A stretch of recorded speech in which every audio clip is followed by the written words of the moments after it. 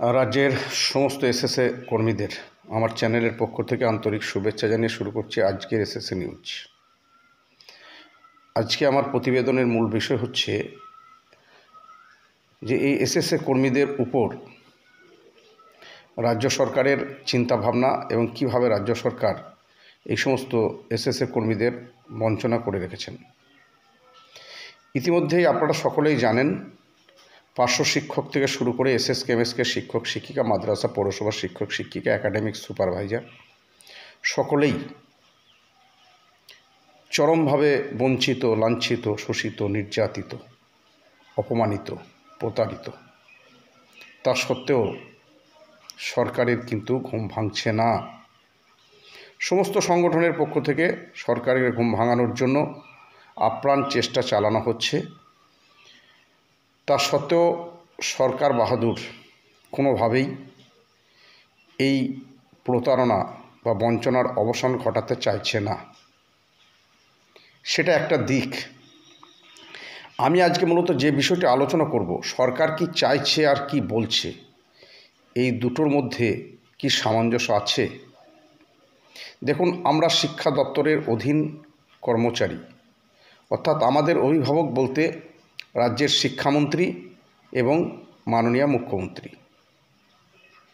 তো এই দিকটা একটু আলোকপাত করি। শিক্ষামন্ত্রী কি চাইছেন, মুখ্যমন্ত্রী কি চাইছেন। দেখুন, নির্বাচনের আগে, লোকসভা নির্বাচনের আগে উত্তর চব্বিশ পরগনার একটি সভাতে, সেই সভাটা ছিল মূলত এসএসএ কর্মীদের, এসএসকে এমএসকে এবং পার্শ্ব শিক্ষকদের নিয়েই সভাটা হয়েছিল। সেখানে মাননীয় শিক্ষামন্ত্রী ব্রাত্য বসু তিনি বলেছিলেন, তার ভিডিও ক্লিপ আছে, যে বর্তমানে রাজ্যের যে নির্বাচনের আচরণবিধি চলছে তার ফলে আমরা কিছু করতে পারছি না, কিন্তু পার্শ্ব শিক্ষক এবং এসএসকে এমএসকে শিক্ষক শিক্ষিকাদের জন্য ভালো কিছু অপেক্ষা করছে। আমরা নির্বাচনের প্রোটোকল পেরিয়ে গেলেই সেটা ঘোষণা করব। তারপর মুর্শিদাবাদের সভা থেকেও শিক্ষামন্ত্রী বলেছিলেন, ইন্টার্নশিপের মাধ্যমে সকলের পার্মানেন্ট করার ব্যবস্থা করা হবে। আমি তখন একটা ভিডিও দিয়েছিলাম যে এটা একটা সম্পূর্ণ ধাপ্পাবাজি কথা, কারণ আমাদের ক্ষেত্রে ইন্টার্নশিপ চলে না। আর প্রথমত আমরা পার্মানেন্ট টিচার, বিগত সরকার ৬৫ বছর কাজ করার অধিকার আমাদের দিয়ে গেছে। পার্শ্ব শিক্ষকদের ক্ষেত্রেও ৬০ বছর কাজের করার অধিকার দিয়ে গেছে। তাই এই ধাপ্পাবাজি কথাবার্তার কোনো মানে হয় না। আজকে সেটা বারবার প্রমাণিত হচ্ছে যে সত্যিকার এই কথাগুলো ধাপ্পাবাজি। কারণ ইতিমধ্যে শিক্ষামন্ত্রীর কথার সঙ্গে শিক্ষা দপ্তরের যে অর্ডার, তার সঙ্গে কোনো মিল খুঁজে পাওয়া যাচ্ছে না। আপনারা নিশ্চয়ই দেখেছেন, গত ২-৩ দিন আগে একটা সংবাদপত্রে বেরিয়েছে এবং বাঁকুড়া জেলার অর্ডারেও দেখা যাচ্ছে যে 7টা এমএসকে বন্ধ হয়ে গেল। সেখানে কেন বন্ধ হলো, কি ব্যাপার, সেটা আপনারা নিশ্চয়ই কিছু জানেন।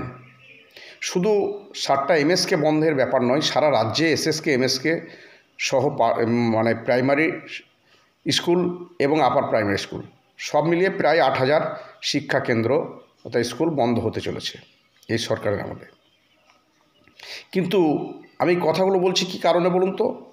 বিষয়টা হচ্ছে, তারপরেই দেখবেন গত সপ্তাহে বিধানসভা অধিবেশন চলার সময় মাননীয় শিক্ষামন্ত্রী ব্রাত্য বসু একজন বিধায়ক নওশাদ সিদ্দিকীর প্রশ্ন উত্তরের জায়গায় তিনি বলেছেন যে রাজ্যে যে সমস্ত শিক্ষা কেন্দ্রগুলি চলছে, যে সমস্ত বিদ্যালয়গুলি চলছে, সেখানে যদি কোনো স্কুলে একজনও ছাত্র বা ছাত্রী থাকে তাহলে সেটা বন্ধ করা যাবে না বা বন্ধ হবে না। তাহলে এখানে একটা প্রশ্ন আমরা দেখতে পেলাম অর্ডারে, যে বাঁকুড়া জেলার যে 7টি এমএসকে বন্ধ হয়েছে, সেখানে কোথাও 13টা, কোথাও 15টা, কোথাও 8টা, কোথাও 18টা, কোথাও 19টা পর্যন্ত, 20-র ঊর্ধ্বে নেই, 20-র নিচে ছাত্রছাত্রীর সংখ্যা আছে। 18-19 পর্যন্ত ছাত্রছাত্রীর সংখ্যা ছিল, তা সত্ত্বেও সেই শিক্ষা কেন্দ্রগুলি বন্ধ করে দেওয়া হয়েছে। আর বিধানসভায় ব্রাত্য বসু বলছেন যে একজন ছাত্রছাত্রী থাকলেও সেখানে বন্ধ করা যাবে না। তাহলে কি শিক্ষা দপ্তরের যে অর্ডার আর শিক্ষামন্ত্রীর কথা দুটোর সঙ্গে কি মিলছে? এটা কি হাস্যকর নয়? হ্যাঁ দাদা, সমস্ত শিক্ষকদের বলছি, সত্যিই এটা হাস্যকর, এবং রাজ্যটাও শিক্ষা দপ্তর হাস্যকর অবস্থায় চলছে। তো এমতো অবস্থায় আমাদের যদি ঘুম না ভাঙে, আমি অনুরোধ করব, নেতৃত্বরা অনেক কিছু করছেন শিক্ষকদের জন্য, শিক্ষা কেন্দ্রগুলি বাঁচানোর জন্য, করছেন না তা নয়, কিন্তু পদ্ধতিগুলো ঠিক হচ্ছে কি না এটা একটা প্রশ্ন চিহ্নের সামনে দাঁড়িয়েছে। আমাদের নেতৃত্ব তাই অনুরোধ করব, কিভাবে সমাধান বের করা যায় সেটা চিন্তাভাবনা করুন। তো আমার মনে হচ্ছে শুধুমাত্র তেল মেরে কিছু হবে বলে মনে হচ্ছে না, কারণ আমরা তো তেল মেরেই চলেছি।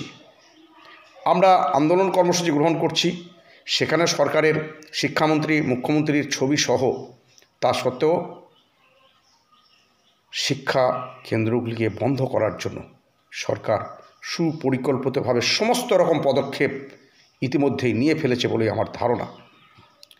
আমি খুব খুশি হব যদি আমার ধারণাটা ভুল হয়। তো আমি নেতৃত্বদের অনুরোধ করছি, বিষয়টা একটু ভাববেন, কারণ আমরা শিক্ষক সংগঠনের প্রতিনিধিত্ব করছি, আমরা শিক্ষক সমাজের প্রতিনিধি, আমরা কোনো দলের প্রতিনিধিত্ব করছি না। তাই শিক্ষক সমাজের যদি উন্নতি করতে না পারি, ছাত্র সমাজের যদি উন্নতি না করতে পারি, সেই প্রতিনিধিত্ব করার কোনো গুরুত্ব বা অর্থ আছে বলে আমার অন্তত মনে হয় না। এসএসকে এমএসকে শিক্ষা কেন্দ্রগুলি উঠে যাওয়া মানে স্কুল ছুট বেড়ে যাবে। রাজ্যের শিক্ষা ব্যবস্থায় যে একটা সুনাম অর্জন করতে পেরেছে রাজ্য সরকার, সেটাও কিন্তু এসএসকে এমএসকে শিক্ষক শিক্ষিকা এবং পার্শ্ব শিক্ষকদের সৌজন্যে, এটা যেন মনে রাখেন সরকার। কিন্তু সরকার মনে হচ্ছে সেটা ভুলে গিয়ে কাজ উদ্ধার হয়ে গেছে, কাজেই এদেরকে বঞ্চনার আরও বঞ্চনা, আরও বঞ্চনা, লাঞ্ছনা, গঞ্জনা এদের উপর করে যাও, ঠিক হবে না। 1 লক্ষেরও বেশি এসএসএ কর্মী, তাদের চোখের জল সরকারের একদিন ভিত কিন্তু নুড়িয়ে দেবে। তাই সরকারের কাছে অনুরোধ করছি, আমরা এখনও পর্যন্ত বলছি, আমরা সরকার কোনো বিরোধিতা করতে চাই না, সরকারের কাছে এখনও অনুরোধ করছি, এই 1 লক্ষেরও অধিক শিক্ষক শিক্ষিকা অশিক্ষক কর্মীদের কথা চিন্তা ভাবনা করে পদক্ষেপ গ্রহণ করুন। সর্বশেষে শুধু 1 লক্ষ শিক্ষক শিক্ষিকা ক্ষতিগ্রস্ত নয়, এসএসকে এমএসকে শিক্ষা কেন্দ্রগুলো উঠে গেলে প্রত্যন্ত গ্রামের গরিব মানুষের ঘরের ছেলেরা 8 কিলোমিটার 5 কিলোমিটার দূরে গিয়ে পড়াশোনা করতে পারবে না, তার সঙ্গে প্রচুর খরচ। সরকারি বিদ্যালয়গুলোতেও এখন ভালো রকমের ফিজ নেওয়া হচ্ছে, এটাও অনৈতিক বলে আমি মনে করছি। সবশেষে রাজ্যের সমস্ত শিক্ষক শিক্ষিকাদের ভাবার জন্য অনুরোধ করছি, রাজ্য নেতৃত্বদের ভাবার জন্য অনুরোধ করছি, একটু দৃষ্টিভঙ্গিটাকে পরিবর্তন করে চিন্তাভাবনা করুন, নচেত রাজ্যের শিক্ষা ব্যবস্থা ধ্বংসের মুখে চলে যাবে। এসএসকে এমএসকে শিক্ষক শিক্ষিকা সহ পার্শ্ব শিক্ষকরাও আগামী দিনে এমনিতেই এখন থেকেই মৃত্যু মিছিল এর দিকে ঢলে যাচ্ছে। একজন পার্শ্ব শিক্ষক বলুন, এসএসকে এমএসকে শিক্ষক বলুন, কঠিন ব্যাধি হলে তাদের চিকিৎসা করার মতো পয়সা থাকে না, কারণ তারা যে অনারারিয়াম পায় তাতে তাদের সংসার চলে না। তারপরে যদি কঠিন কোনো অসুখ হয়ে পড়ে, গচ্ছিত পয়সা না থাকলে সেখানে চিকিৎসা করানোর অভাবে এই সমস্ত শিক্ষক শিক্ষিকারা মারা যাচ্ছে। তাই একটা রাজ্যে যদি শিক্ষা ব্যবস্থা ধ্বংস হয়ে যায়, সে রাজ্যের কোনো দিন উন্নতি হতে পারে না।